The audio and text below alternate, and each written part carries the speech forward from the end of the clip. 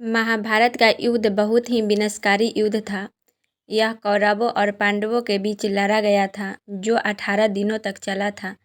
इन 18 दिनों में हर दिन कुछ न कुछ विशेष घटित हुआ था। आइए जानते हैं। महाभारत का युद्ध धर्म और अधर्म को लेकर लड़ा गया था। कौरव जो अधर्म के साथ थे, पांडव धर्म का पालन करते हुए अपने अधिकारों के लिए कुरुक्षेत्र में लड़ रहे थे। महाभारत का युद्ध मार्गशीर्ष शुक्ल 14 से प्रारंभ हुआ था, जो लगातार 18 दिनों तक चला था। 18 दिनों तक चलने वाले इस युद्ध में हर दिन कुछ न कुछ विशेष घटित हुआ, जो लोगों के लिए आज भी शिक्षा, संदेश और उपदेश की तरह है। आइए जानते हैं कुरुक्षेत्र की रणभूमि में 18 दिनों में क्या क्या घटित हुआ। महाभारत का पहला दिन। महाभारत के प्रथम दिन पांडव और उनकी सेना को भारी हानि हुई थी। पहले दिन कौरवों ने पांडवों पर बढ़त बना ली, लेकिन बावजूद इसके विराट नरेश के पुत्र उत्तर और श्वेत को शल्य और भीष्म ने मार दिया। भीष्म पितामह ने पांडवों के कई सैनिकों को मृत्यु के नींद सुला दिया। पहले दिन यदि तुलना की जाए तो कौरवों के लिए यह दिन उत्साह भरा था, वहीं पांडवों के लिए निराशाजनक। महाभारत का दूसरा दिन। महाभारत के दूसरे दिन पांडवों ने अपनी युद्ध रणनीति में बदलाव किया। दूसरे दिन द्रोणाचार्य ने धृष्टद्युम्न को कई बार पराजित किया। इतना ही नहीं, भीष्म ने अर्जुन और श्री कृष्ण को भी कई बार चोट पहुंचाई। युद्ध के दूसरे दिन भीम ने हजारों कलिंग और निषाद मार गिराए। महाभारत का तीसरा दिन। महाभारत के तीसरे दिन रणभूमि में भयंकर रक्तपात हुआ। तीसरे दिन भीम ने घटोत्कच के साथ मिलकर दुर्योधन की सेना पसीने छुड़ा दिए और रणभूमि से खदेड़ दिया। इसके बाद भीष्म ने मोर्चा संभाला और भीषण संहार मचा दिया। तब श्री कृष्ण अर्जुन को भीष्म पितामह का वध करने के लिए कहते हैं, लेकिन अर्जुन ऐसा नहीं करते हैं। भीष्म को भारी पड़ता देख भगवान श्री कृष्ण को क्रोध आ जाता है। तब अर्जुन उन्हें शांत कराते हैं और पुनः पूरे उत्साह से युद्ध लड़ने लगते हैं और कौरवों की सैकड़ों सैनिकों की मौत की नींद सुला देते। महाभारत का चौथा दिन। चौथे दिन पांडवों की तरफ से अर्जुन कौरवों पर कहर बनकर टूटते हैं। उधर भीम की कौरवों की सेना में भारी तबाही मचा देते हैं। इससे दुर्योधन परेशान हो जाता है और वह अपनी गज सेना भीम को मारने के लिए भेजता है, लेकिन घटोत्कच के साथ मिलकर भीम पूरी सेना का सर्वनाश कर देते हैं। दूसरी मोर्चे पर भीष्म का अर्जुन से भयंकर युद्ध होता है। महाभारत का पांचवा दिन।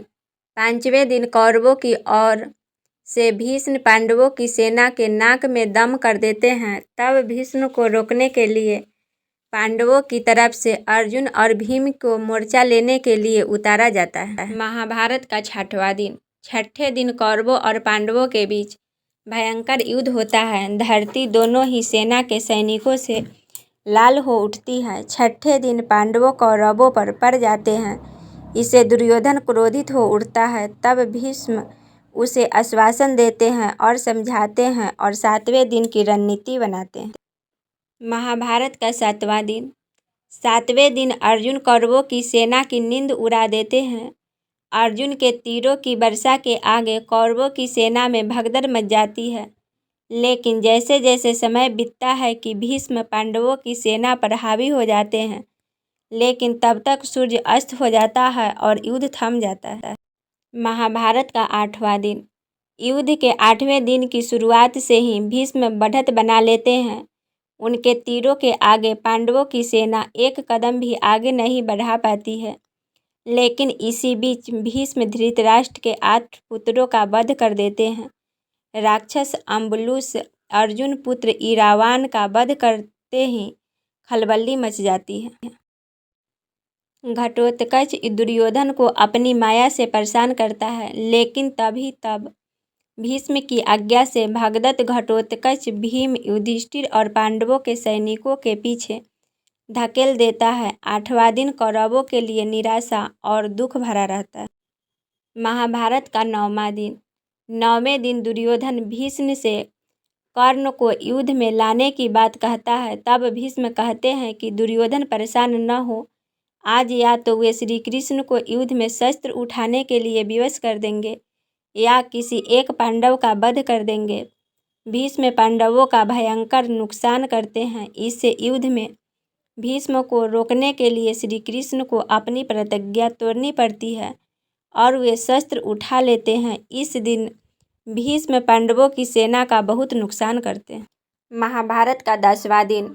10वें दिन पांडव श्री कृष्ण के कहने पर भीष्म से उनकी मृत्यु का उपाय पूछते हैं। तब श्री कृष्ण शिखंडी का सहारा लेने के लिए कहते हैं। अर्जुन श्री कृष्ण के बताए उपाय के अनुसार शिखंडी को आगे करके भीष्म पर तीरों की बारिश कर देते हैं और कुछ देर में भीष्म बाणों की शैया पर लेट जाते हैं। यह दिन कौरवों के लिए अच्छा नहीं रहता है। महाभारत का 11वां दिन। 11वें दिन कर्ण युद्ध में पांडवों को रोकने के लिए आ जाता है। कर्ण के कहने पर द्रोणाचार्य को सेनापति बनाया जाता है। दुर्योधन और शकुनी द्रोण से कहते हैं कि युधिष्ठिर को बंदी बना लेंगे तो युद्ध खत्म हो जाएगा। दुर्योधन की योजना अर्जुन पूरी नहीं होने देता है, लेकिन कर्ण पांडवों की सेना को बहुत क्षति पहुंचाता है। महाभारत का 12वां दिन। 12वें दिन कौरवों की योजना को अर्जुन विफल कर देते हैं। युधिष्ठिर को बंदी बनाने के लिए शकुनी और दुर्योधन रणनीति बनाते हैं, लेकिन अर्जुन समय पर पहुंचकर युधिष्ठिर को बंदी बनाने से बचा लेते हैं। महाभारत का 13वां दिन। इस दिन दुर्योधन राजा भगदत्त को अर्जुन से युद्ध करने के लिए भेजता है। श्री कृष्ण भगदत्त के वैष्णवास्त्र को अपने ऊपर लेकर अर्जुन की रक्षा करते हैं। अर्जुन भगदत्त की आंखों की पट्टी तोड़ देता है, जिससे उसे दिखना बंद हो जाता है। तभी अर्जुन उसका वध कर देते हैं। इसी दिन द्रोण युधिष्ठिर के लिए चक्रव्यूह रचते हैं, जिसे केवल अभिमन्यु तोड़ना जानता था, लेकिन निकालना नहीं। युधिष्ठिर भीम आदि को अभिमन्यु के साथ भेजता है, लेकिन चक्रव्यूह के द्वार पर जयद्रथ सभी को रोक देता है। केवल अभिमन्यु ही प्रवेश कर पाता है। वह अकेला ही सभी कौरवों को युद्ध करता है और मारा जाता है। महाभारत का 14वां दिन। अर्जुन पुत्र की मौत का बदला लेने के लिए प्रतिज्ञा करते हैं। कौरव साजिश रचते हैं और जयद्रथ को छिपा देते हैं। इस बीच अंधेरा छा जाता है। यह श्री कृष्ण ने रची थी, लेकिन अर्जुन निराश होकर समाधि लेने की तैयारी करने लगते हैं। लेकिन तभी एन वक्त पर श्री कृष्ण द्वारा किए गए सूर्यास्त के कारण जयद्रथ बाहर आ जाता है। तभी श्री कृष्ण अर्जुन से जयद्रथ का वध करने के लिए कहते हैं। क्योंकि ये सूर्यग्रहण था, सूर्य निकलते ही अर्जुन जयद्रथ का वध कर देते हैं। महाभारत का 15वां दिन। इस दिन पांडव छल से द्रोणाचार्य को अश्वत्थामा की मृत्यु का विश्वास दिला देते हैं, जिससे निराश हो द्रोण समाधि ले लेते हैं। इस दशा में धृष्टद्युम्न द्रोण का सिर काटकर वध कर देता है। महाभारत का 16वां दिन। इस दिन कर्ण पांडव सेना का भयंकर संहार करता है। कर्ण नकुल सहदेव को हरा देता है, लेकिन कुंती को दिए वचन के कारण उन्हें मारता नहीं है। भीम दुशासन का वध कर देते हैं और प्रतिज्ञा पूरी करते हैं। महाभारत का 17वां दिन।